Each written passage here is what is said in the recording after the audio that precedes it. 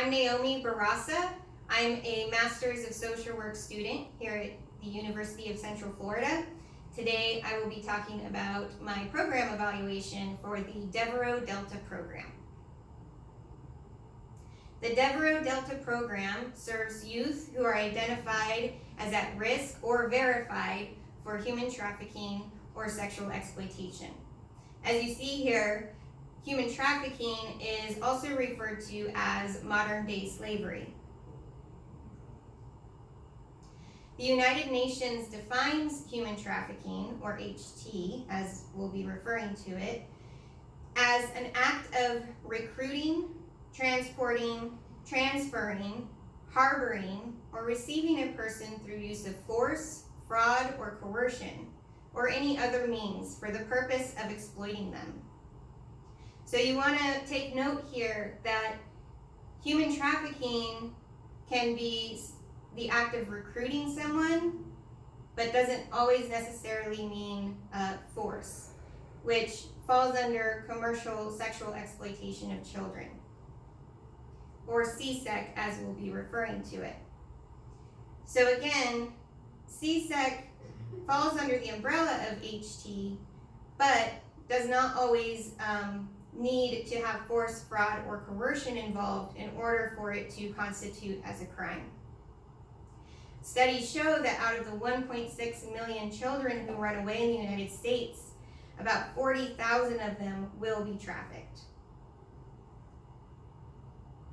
Here, the Florida Health Department does have a breakdown of what constitutes as human trafficking. So again, there must be an act, which can be recruitment, transport, transfer, harboring, or receipt of persons, with the means of threat or use of force, coercion, abduction, fraud, deception, abuse of power or vulnerability, giving payments of benefits, with the purpose to exploit an individual, and that can be through prostitution, sexual exploitation, forced labor, slavery, removal of organs, or other types of exploitation. So any combination of these factors can result in trafficking. So again, notice that an individual may not necessarily be forced, they may be recruited with coercion. And so we want to pay attention to that because sometimes it can be confusing. It might look like someone willingly went into a situation, but we want to think about the vulnerable populations that fall under this type of coercion, which we'll talk about. So the reason that we're talking about trafficking and exploitation is because this is an international pandemic. It is an estimate of 152 countries that have reported victims of HT and CSEC. The United States ranks second globally in the prevalence of HT and CSEC cases. So between 2008 and 2010, a study was done to track all sex trafficking incidents within the United States. And out of all of those sex trafficking cases, 83% of them were United States citizens. So these weren't individuals being transported to another country. They were individuals being transported into the country. They were individuals that were U.S. citizens being trafficked. And this is key because, again, we often think of someone being transported from another country or being forced or pushed into this situation completely against their will. And again, sometimes this problem is a solution for some people, and we'll talk about that more. So 40% were CSEC cases. These were children that were being trafficked. Women and children make up the majority of victims of HT and CSEC. So coming back to how is this so prevalent? Well, many women and children find themselves vulnerable due to lack of education and employment. And so they're more vulnerable to the promises of food, shelter, and clothing that the traffickers tend to offer. Here are some more numbers showing that 300,000 underage girls are being sold for sex each year in America. The average age of being entered into prostitution is between 12 to 14 years old. And a trafficked minor can be sold 15 times per day. And so the reason that trafficking and exploitation is so profitable is because a person can be sold multiple times, whereas a drug or a firearm can only be sold once. Approximately 1 in 5 youth who are homeless engage in survival sex. This is the act of exchanging sex for money, food, clothing, shelter, or other goods. A statewide survey in Minnesota found that 37% of these homeless youth identified as African American, 11% were Latino, 16% American Indian, and 20 to 40% of these youth were LGBTQ+, or lesbian, gay, bisexual, transgender, and questioning. So we also want to pay attention to that not only are homeless youth vulnerable, but ethnic and sexual minorities are especially vulnerable. So this is where we start kind of bringing it home. Florida is ranked 3rd out of all states in the United States with the most trafficking cases reported. Now, that doesn't necessarily mean that there are more human trafficking cases in Florida. It just means that it's getting reported more often.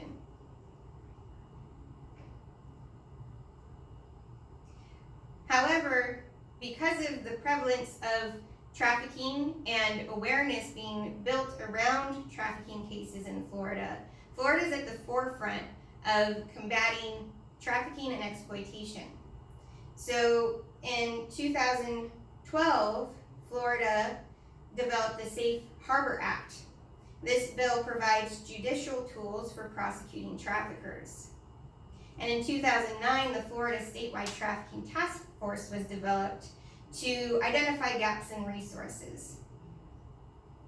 And lastly, the Florida Department of Children and Families, or DCF, has played a huge role in accepting calls for HT and CSEC cases. So the Devereaux Advanced Behavioral Health is a national nonprofit organization that serves individuals spanning over all sorts of populations. It can be individuals with autism, intellectual and developmental disabilities, specialty mental health, and child welfare. Devereaux services are offered in hospitals, residential treatment centers, in the community, and in school-based settings. So Devereaux is in a unique position to screen for individuals who are at risk or verified for trafficking and exploitation. So this is where the Devereaux Delta program comes in, which provides counseling and case management services to male and female youth in Orange, Seminole, and Osceola counties. And these individuals can be in foster care, residential treatment centers, or out in the community.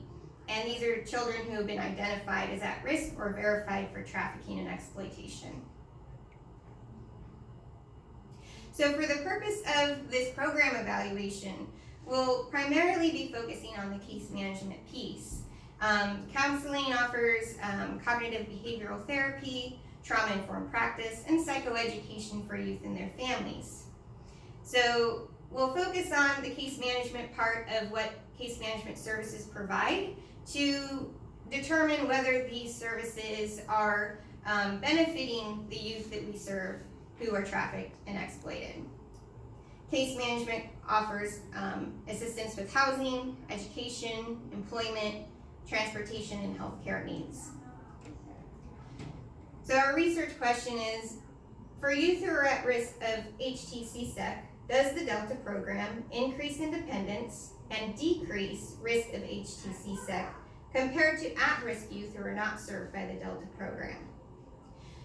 Our aim is to prove that youth who are served by the Delta program will decrease at-risk behaviors and increase independent skills compared to youth who are not served by the Delta program. Here is our logic model, which I will try to provide a copy of so you can look at it easier as you watch this presentation. But essentially, the end goal is to, again, increase independence and promote harm reduction. For our population and sample, we will be doing a non-probability convenience sampling. This is because it is difficult to identify individuals who are trafficked and exploited. So we'll be using the individuals that we serve in our program. And we will aim to gather 50 youth for this evaluation from Orange, Seminole, and Osceola counties. We will try to include a range of demographics to include age, race, sexual orientation, gender, ethnicity, and socioeconomic status. And of course, we will obtain consent from the youth's parents who are under 18 and from the youth who are over 18. Our study design will be a longitudinal study that will be time series without a comparison group. So it would be unethical to withhold case management services from this population in order to have a control group, so that's why we're leaving out a comparison group.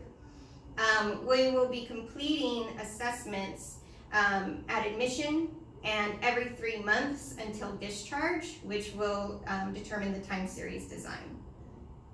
These are the assessments we will be using. They're called the CANS, FARS, and CFARS. These are the case management services that we will be monitoring. Education and academic incentive. We do offer an academic incentive for youth who do very well on their report cards. And so that is one of the items that we will be monitoring, is how many gift cards will be given out to each youth. And that will show their improvement and maintaining good grades. We also offer job skills training, assistance with obtaining a driver's license, assistance with medication management. As case management, we can offer assistance with developing social skills. And that can be putting in a referral for a mentor if needed. And we can also put in referrals for tutors. As case management, we can help the youth with time management and money management skills as well. And so we will be monitoring their progress in these areas depending on how many case management sessions they attend.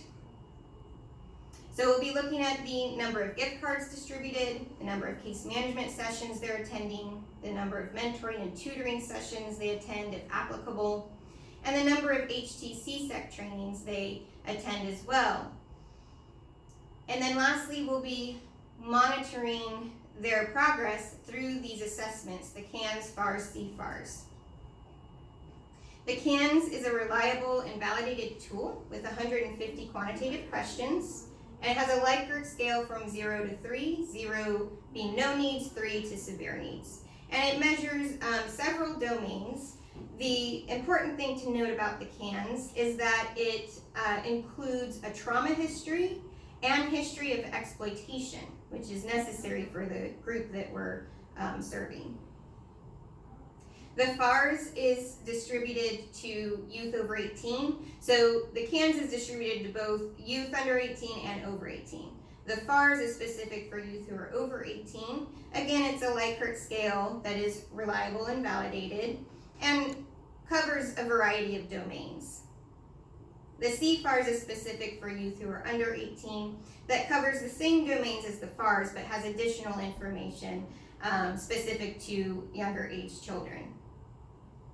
So the evaluator will be collecting these mean scores from each of these assessments to compare to each previous CANS and CFARS, CANS, CFARS, and FARS assessment. So comparing from admission to 3 months to 6 months up until discharge.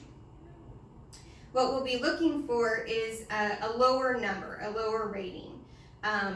So because the Likert scale starts at 0 being no needs to 3 and up for severe needs, we're looking for a lower number to show a higher improvement rating in terms of decreased at-risk behaviors and increased independent skills. So again, here is the logic model to just kind of bring you back to what our goal is here. And again, we're going to be monitoring the number of sessions that they're going to, gift cards distributed, and progress with their scores in their assessments. So in the future, some limitations we may run into with this evaluation or in the future is really trying to figure out if the Delta program is the main source of their improvement, if they're maintaining, or if their behaviors get worse.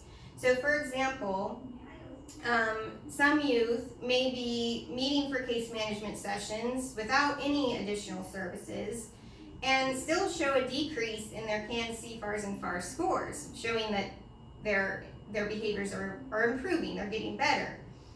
While another youth may be receiving all the services, but their scores are still getting the same, they're still the same or getting worse. And so determining, trying to figure out what's working and what's not working. The other thing we need to think about is that many youth do receive services outside of the Delta program, and we want to make sure that the improvements that we're seeing are due to our program, and figure out, is it because of another program is involved, or how does that affect their rating. And then lastly, the CANS, CFARS, and FARS are very objective tools, and it's very important that the same person fills them out consistently. So if a youth who say is 17 years old is admitted to our program, their parent might fill out the CANS. But once the youth turns 18, then it's their responsibility to fill out these assessments, and their rating is going to be much different than their parents. So we need to find some tools that are a little bit more consistent. So again, Florida is one of the leading states in serving the HTC-SEC population, and the Delta program provides a framework for these existing and future HTC-SEC programs. Delta is offering a framework for trauma-informed practice with the HTC-SEC population. Ongoing support for the Delta program equates to ongoing support for survivors of HT and CSEC. Thank you.